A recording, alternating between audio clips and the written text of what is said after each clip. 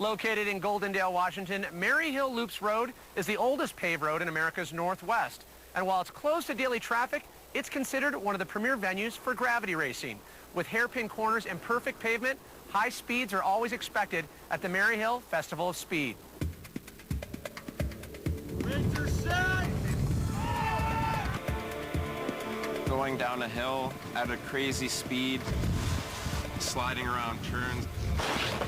It's my #1 passion. The body really has to focus on what's going on. Something I've never found in any other sport. You're in the zone, you know, you're getting in people's drafts and passing and just playing around in the wind. When it gets 60 miles an hour with lots of corners, no matter how good you are, your stomach drops. To tell you the truth, I don't like it.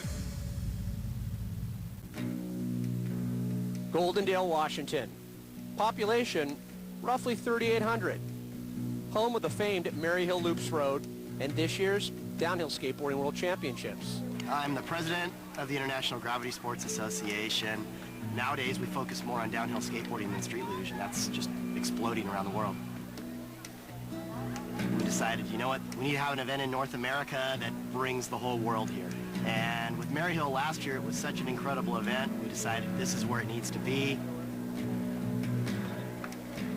We have athletes here from 12 different countries in downhill skateboarding. We have 152 competitors and a total of, I think, 220 athletes.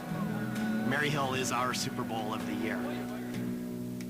Well, Maryhill is the biggie. It's the granddaddy right now because it's not only a World Cup event, it's the World Championship. So if you win the points, you've got big-time bragging rights. You're the world champion of downhill skateboarding. To win at a course like Maryhill, you need everything pretty much. You need strength, tactics, you need a bit of luck, but also you need a lot of experience.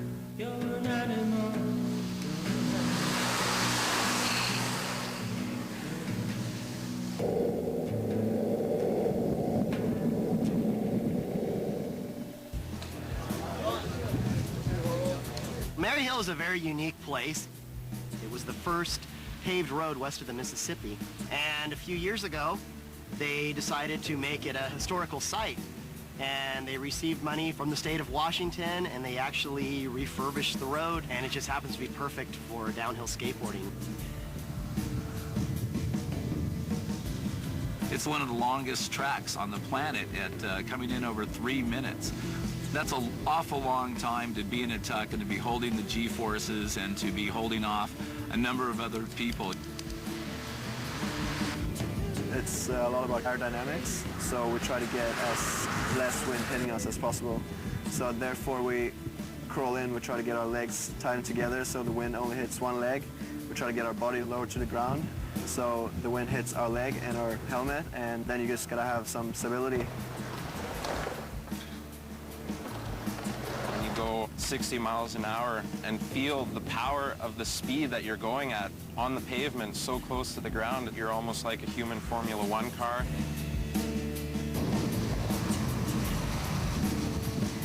It's all about positioning. It's all about knowing your competitor and knowing what he's going to do and making a move. Every corner you're trying to pass somebody, they're shutting you down every time and taking that perfect line.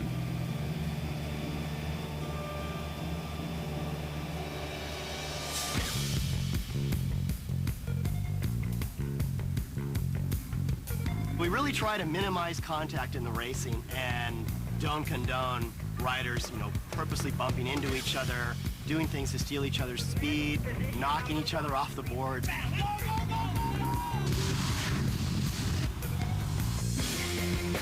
So safety is really huge for us, and we set up hay bales so when they hit them, they can actually move, and it decelerates them without breaking bones and this sort of thing.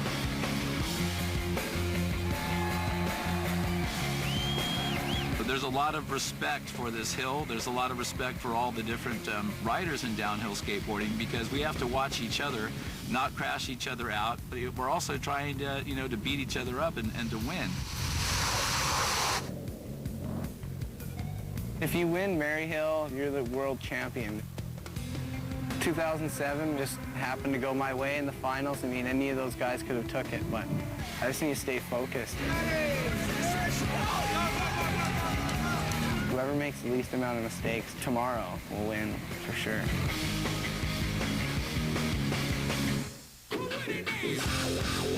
When we return, competition gets underway as 96 racers vie for the #1 spot. Next on the Jeep World of Adventure Sports.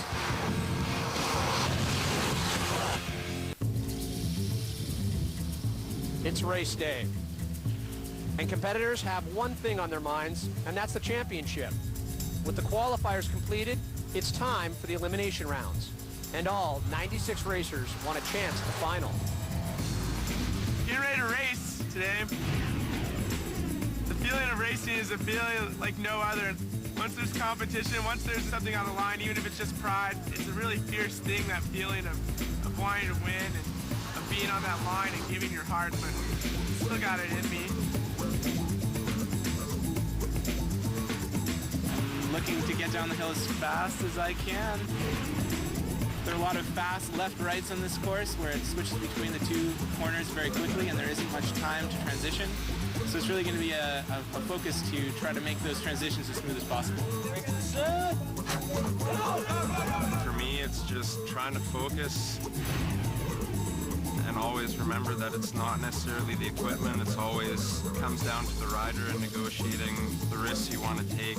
Do you want to stay safe or do you want to put other people in danger? If I win this thing, I'm going to retire on the spot. I wouldn't mind going out on top. That's the dream of over 100 riders out here, so there's a lot of competition, but anything can happen. The defending champion, Smith! I need to get on another podium for sure. If I get a good, clean run in, I can beat anyone on Maryhill.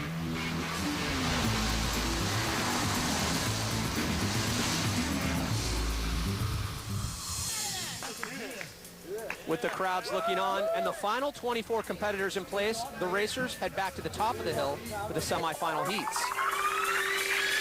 The championship is that much closer, and everyone knows what's on the line and what needs to be done. Time to get busy. Time to stay clean. Time to catch up with the clean machine. #1 qualifier so far. You have to ultimately race the perfect race, and you have to be lucky because with 6 people on the track, so even in skill and in technique, sometimes the door is going to be closed on a last-minute rush. I can push really hard off the start, maybe just use a sonic leg or something and kick out front. Usually the strategy is to try and get out in front and just hold really good lines. I'm excited. You know, if I crash and burn, at least I died trying.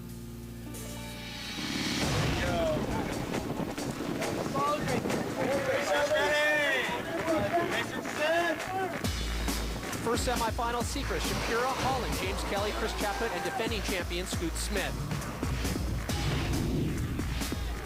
Second semifinal, Urban, Zeedsman, McGoldrick, Reamer, Switzer, and Edstrom. Heat 1, defending champ Scoot Smith fights for the lead. Heat 2, Reamer and Urban aren't catching any breaks.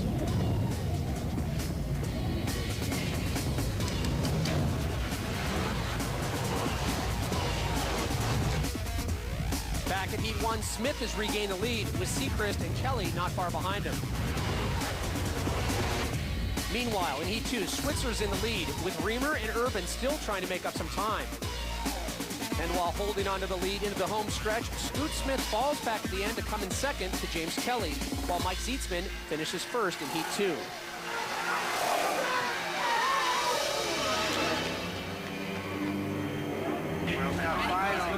Gonna need some good luck to get this one. It's a lot of tough competition. With the semis behind them, it's now time for the race they've been working towards. It's really nerve-wracking sometimes when you get into the last couple brackets. Okay, guys, get ready. Suit up, buckle up. Here's the big one, folks. You never know who's gonna end up where at the right time.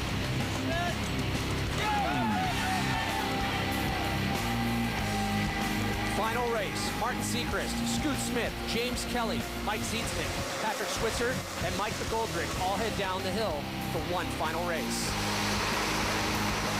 Still behind Kelly and McGoldrick, Smith manages to pass and take the lead.